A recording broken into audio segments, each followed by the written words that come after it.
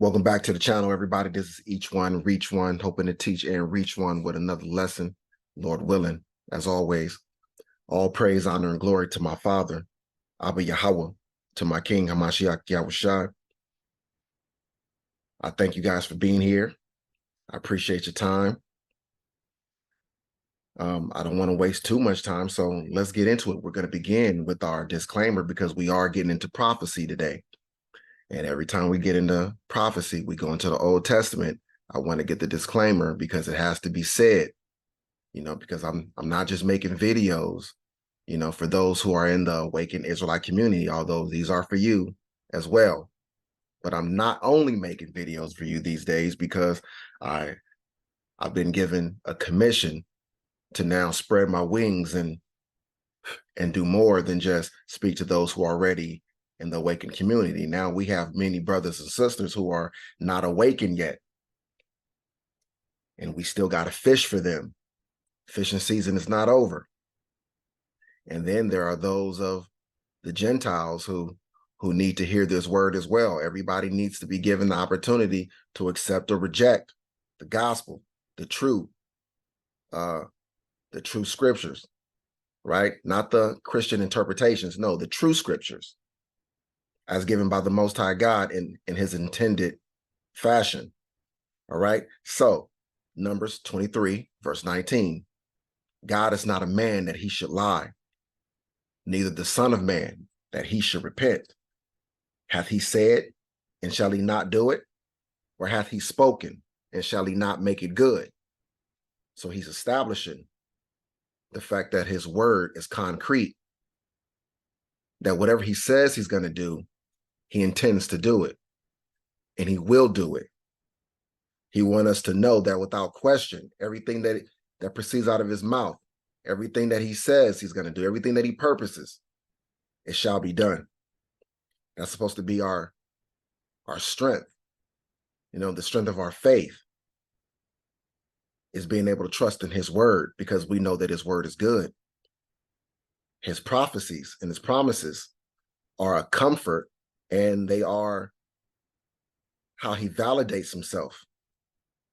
He understands everything that we would be up against in this world, with all the different ways that people would be able to naysay and gainsay the word and the thought of him. So he provided a way for those of us who love him, who would seek him, to find him and to verify that he is indeed true and that we are not just following cunningly devised fables, right?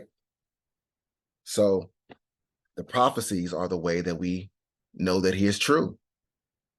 So you can't throw the prophecies out and make a statement such as that's the Old Testament when it comes to the prophecies, or something like, well, the prophecies are no longer valid. They've been done away with. Christ brought an end to all that Old Testament stuff. They say stuff like that. So that's how I know.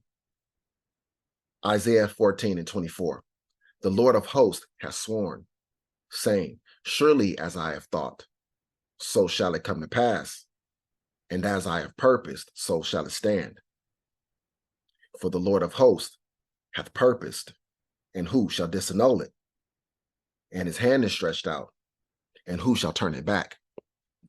All right, so he has sworn, he has given his word. He swears by his own name, right? As surely as I live is a statement he likes to use, right? So we know that he feels strongly about his word. He hates liars. He say lying is a sin. He says no liars will make it into the kingdom. So we know how he feels about lying. We know how he feels about oath breakers. So you think he hates oath breakers, but he himself would be an oath breaker? I think not. I know not, actually. I know that is not the character of my father. It is not the character of my king, Hamashiach Yahushua, either. So you can't put that on him. I'm not going to allow you to do it. And I'm here to bring forth his word, to speak truth to power. Isaiah 55:11. So shall my word be that goeth forth out of my mouth. My word shall not return unto me void, but it shall accomplish that which I please, and it shall prosper in the thing whereto I sent it. All right, that is a guarantee. And that is his assurance to his people, to trust in what he says, believe that what he says is true. My word is good. I have not told you to seek me in vain, Israel, as he says. All right, now with that said, we're going to get into the subject matter for the day, for this video, I should say. And now in the previous video, it was about lamenting for Babylon. So I thought it was appropriate to go into a prophecy about lamenting for Zion. The book of Lamentations, chapter 1, the sorrows of Zion. Let's hear what was pronounced, what was prophesied against Zion.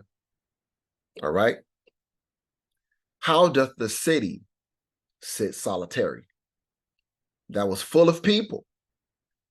How is she become as a widow, she that was great among the nations, and princess among the provinces? How is she become tributary? She weepeth sore in the night, and her tears are on her cheeks. Among all her lovers, she hath none to comfort her. All her friends have dealt treacherously with her. They are become her enemies. This is what happened to Israel, right? And he says all her lovers because we went after the other nations. And so he likened the other nations to being our lovers, like your woman cheating on you and going after other men, or your husband cheating on you, going after other women, right? Went after other lovers, right? And so this is how he likens us, because remember, he likens Israel to a woman, comely woman. Follow me? Okay. Among all her lovers, she hath none to comfort her. And as you see, we became greatly despised among all the nations. No nations comforted us. All her friends have dealt treacherously with her. They are become her enemies. Look, all of the nations have become our enemies. Nobody likes us. Now, I'm not talking about nobody as in individually. No, I mean as far as nations as a whole. For the most part, all the other nations hate the Negroes. We are highly despised. And many of our people have no idea why, because they don't read the Bible. They don't know the book. They don't know who they are. So they don't have the answer to their questions. The same questions that I see in all the comment section of the videos by racists, when it's dealing with racism and so forth. And, you always see people in the comment section, why do they hate us so much? They hate us so much, and I have no idea why. It just doesn't make any sense. Again, that's the commentary of people who don't know who they are. When you know who you are, then everything makes complete sense. You know exactly the what's, whys, and who's, and whodunits, and all of that. You know all of the details. You're not left in confusion about anything. Judah is gone into captivity because of affliction and because of great servitude. She dwelleth among the heathen. She findeth no rest. All her persecutors overtook her between the straits. And so, again, this is double prophecy, because at the time, Israel is in captivity, right? Judah, Zion is in captivity. We're going into captivity, another one, right? So this is pretty much about our multiple captivities. That's why it says all her persecutors, because it's not just about any one particular captivity. This is about all of our captivities in general. That's why it says, among all her lovers, she hath found no comfort. All her friends have dealt treacherously with her, are become her enemies, right? All her persecutors overtook her between the straits. The ways to Zion do mourn, because none come to the solemn feast. All her gates are desolate. Her priests sigh. Her virgins are afflicted, and she is in bitterness. Her adversaries are the chief. Her enemies prosper, for the Lord hath afflicted her for the multitude of her transgressions. Her children are gone into captivity before the enemy. This was us. This is what happened to us, right?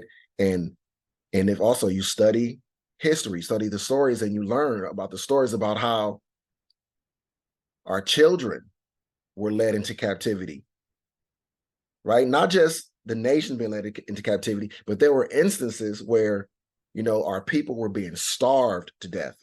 And what they would do is the Europeans came along and they offered food.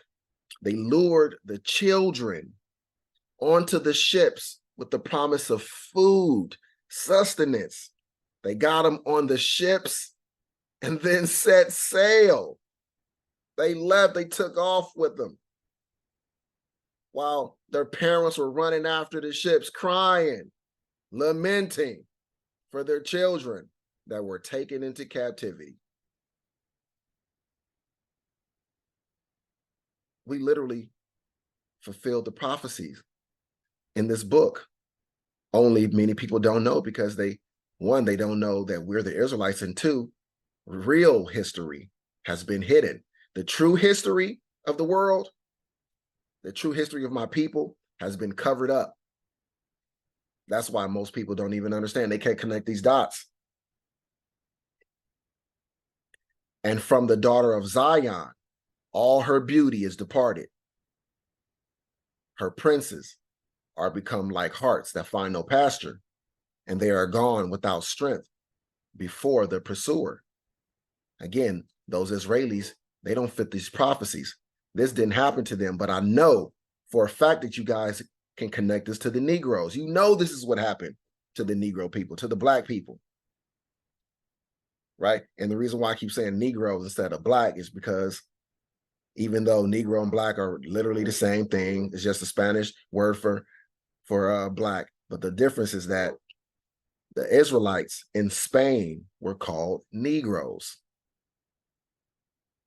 The Israelites in Portugal were called Negroes. And these same Negroes were kicked out of Portugal and Spain and dropped off on the west coast of Africa by the Portuguese and the Spanish. That's why and then what happened was the Portuguese and the Spanish, they end up suffering. Their communities, their economies started to collapse without the Israelites there. Because like I told you, having us in captivity, having us in your lands brings blessings to the land. And whenever we depart and go to ourselves, we take our blessings with us. Right? For the same reason why we had all the massacres and of our communities in America. For the same reasons, the Portuguese and the Spanish, after getting rid of the Israelites, running them out of their countries, their nations began to suffer because of it. And so they decided to go back to the west coast of Africa to go grab the same people that they ran out, that they exiled from their lands. They went and took these same people captive.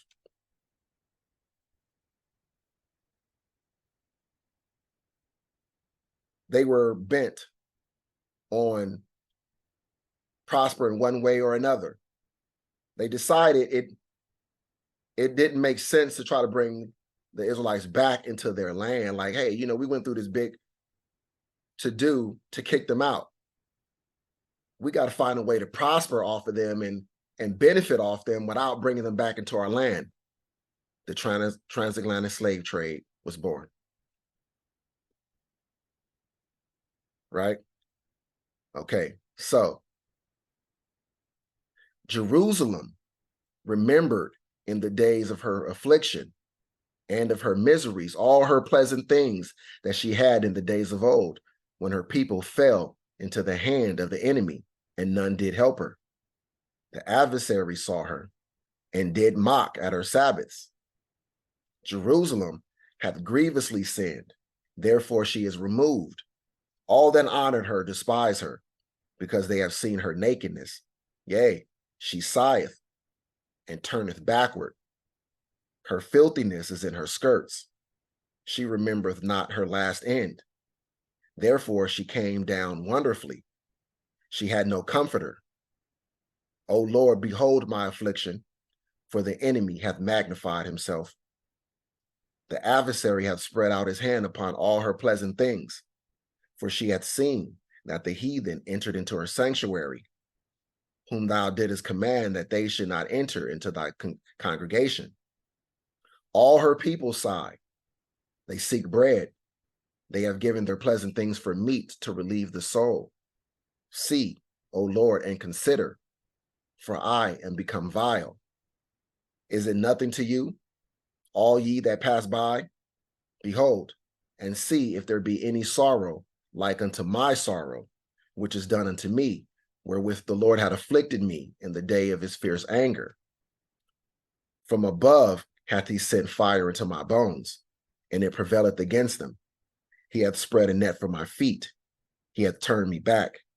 He hath made me desolate and faint all the day. The yoke of my transgressions is bound by his hand. They are wreathed and come up upon my neck. He hath made my strength to fall. The Lord hath delivered me into their hands, from whom I am not able to rise up. Sounds like the Negroes, right? We were given into the hands of our enemies and we're not able to rise up against them. We were not ever able to overcome them. Therefore, we are still in the lands of our captivities, as the real Israelites should be. The real Israelites should be in the lands of their captivities up until the time when Christ returns and saves them, calls his people, sends his angels to gather his elect from the four winds, out of all the nations and kingdoms of the earth, where they have been scattered via slavery. The Lord hath trodden under foot all my mighty men in the midst of me. So this is Israel, right? This is like the land speaking on behalf of the people. He hath called an assembly against me to crush my young men. Psalms 83, the confederacy. The Lord hath trodden the virgin, the daughter of Judah, as in a winepress. Sound familiar? The virgin daughter of Babylon, who's going to be trodden down, who's going to be destroyed. See, I told you, he did it first to his chosen people. He did it to the apple of his eye first. So you see how he handles wickedness, transgression. He did it to us. You shall not escape by calling on Jesus, which to the Most High God is a name of blasphemy, truth be told. For these things I weep. Mine eye runneth down with water, because the comforter that should relieve my soul is far from me. My children are desolate, because the enemy prevailed. Just listen, and when you're listening to this, try to visualize this happening to a people, and which people come to mind when you see this happening. If you don't say the Negroes, you have truly failed in your studies. The educational system did a horrible job in educating you in truth, but did a great job in educating you in the lies, which was its intended purpose in the first place. Zion spreadeth forth her hands, and there is none to comfort her.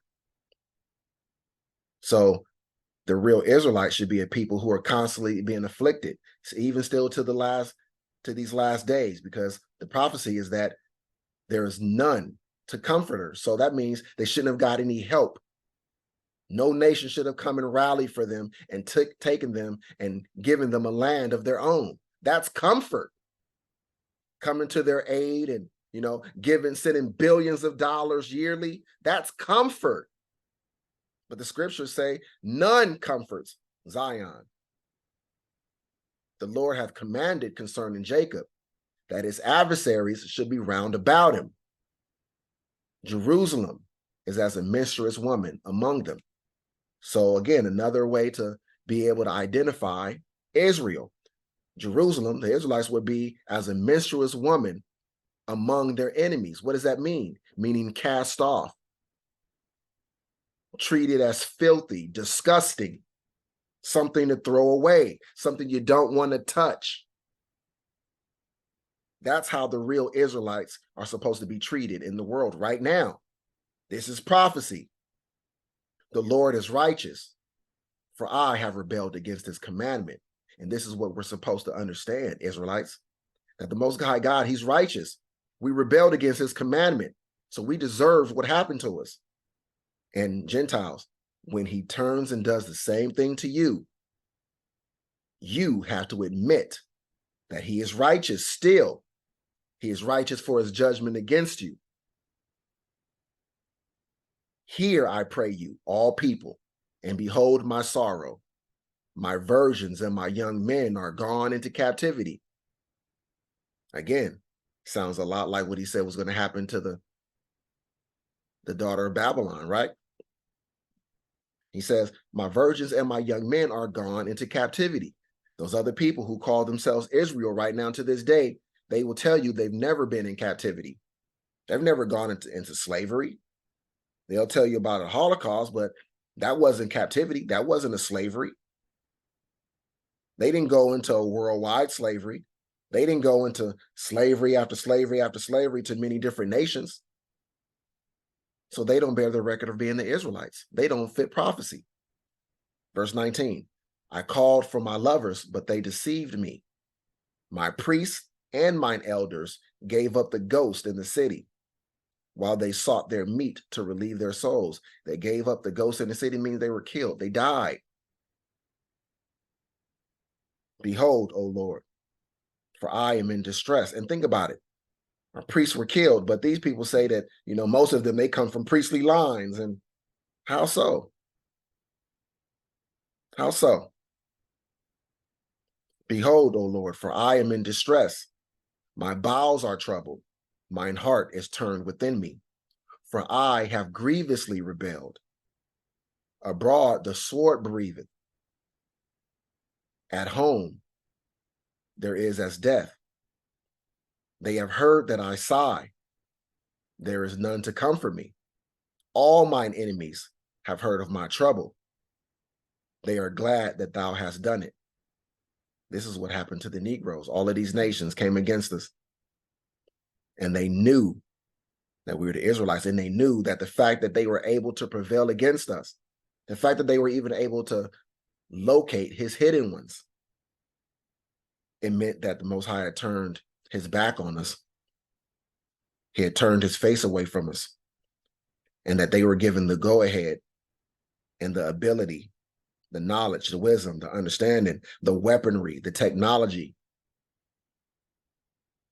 in order to do this to us. So they are glad that the Most High has done it because they benefited. They were blessed by our downfall. Us becoming their captives led to their prosperity. So they're absolutely glad that he has done it, but they don't know the latter end of things. They don't consider the latter end, that he's going to swap places. The head shall become the tail and the tail shall become the head. That is the prophecy as well. Thou wilt bring the day that thou hast called, and they shall be like unto me. Listen to this. What is it saying? It's talking about God, the Most High God, saying the Most High God will bring the day that he is called, speaking about prophecy, meaning the day when everything changes, when our enemies become our captives and we become their oppressors. This is what this is talking about. Thou will bring the day that thou hast called, and they, our enemies, shall become like unto me. Let all their wickedness come before thee, and do unto them as thou hast done unto me for all my transgressions. For my sighs are many, and my heart is faint. And he's going to do this. Why are they crying out for this? It's because he said he would do it. They know the prophecies that he said this is what he was going to do in the latter end of things, that their wickedness will come up before him. They would fill up their cup of wickedness to overflowing. And then he would do unto them as he did unto Israel for all their transgressions. And it's righteousness for him to do so. Remember, he did it to his beloved people first. You're next. If you're a Gentile, you're next. You don't have the reign in the kingdom coming next. You don't have the comfort of salvation to look forward to. That's for Israel, because Israel has received judgment, and now they're going to receive their rest. Now your judgment, you other nations, is quickly coming, and you shall not get away. You shall not experience a rapture and get out of here unscathed. That is the lie of Christianity in order to give Europeans comfort, because there's no comfort in the scriptures for Europeans. There's no comfort in the scriptures for you non-European nations that hate Israel. I don't want to just say Europeans. I say that because that's the main perpetrators of the captivity that we still are under right now, but not the only perpetrators. There are many Arab nations who highly participated in our captivity. Many Muslim and Islamic nations. Many nations of Ham took part. Many nations of Shem as well. Shem, Ham, Japheth were all in on it. All took part in our fall, in our persecution. Edom being chief among them. And they're all slated to go through what the Negroes went through. This is what the Most High has purposed. He called this, said this is going to happen to his people. And look, we went through it. And he says, after us, it's going to be the turn of the other nations. After he's done punishing us, he's going to take the curses off of us, and he's going to put them on our enemies. And we're going to receive the blessings. And then he's going to make it so that we never transgress against him again, and he never has to punish us again. And these other nations are going to get 1,000 years under the reign of Christ in order to earn either the lake of fire for an eternity or to be servants to the Israelites in the kingdom. That's what's coming. Prophecies made are prophecies kept by the Most High God. Let us thank him and give all praise, honor, and glory to our Heavenly Father, Abba Yahweh, and to our conquering King and hero, Hamashiach Yahweh Shai, our Redeemer. Get ready, Israel, for your redemption draweth nigh. Get ready, heathen, Gentile nations, for your time of trouble draweth nigh. All praise, honor, and glory to the highest. Grace, peace, and blessings to the saints. I'll see you guys on the next one. Stay blessed. Shalom.